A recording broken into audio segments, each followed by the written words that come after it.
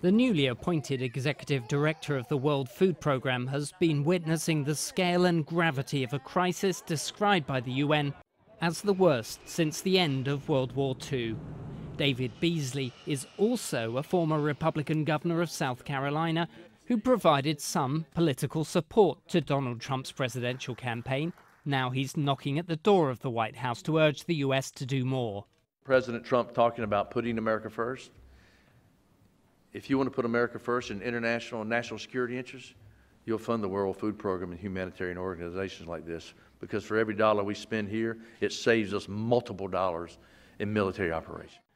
Aid agencies, fearful of a withdrawal of US aid, were encouraged by the inclusion of an additional $1 billion in famine relief in this year's budget passed by Congress last month.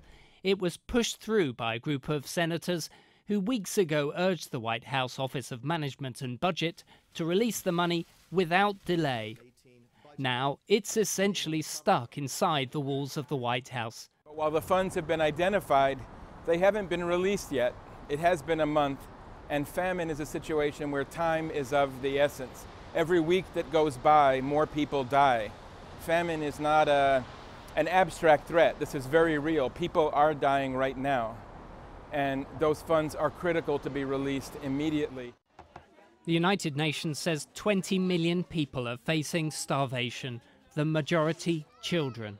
Famine has been declared in South Sudan and is expected to be declared soon in Somalia, Nigeria and Yemen.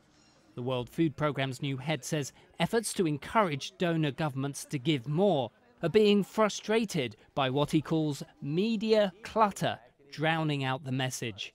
In France, it's been Le Pen, Le Pen, Le Pen. In UK, it's been Brexit, Brexit, Brexit. Well, you know what it's been in US, Trump, Trump, Trump. Aid agencies want the Trump administration to urge warring factions in drought areas to allow unimpeded access for humanitarian agencies and to stop using hunger as a weapon of war.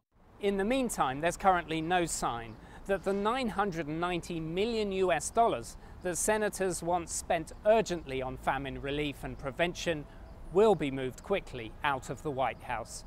Daniel Ryntjes, CGTN, Washington.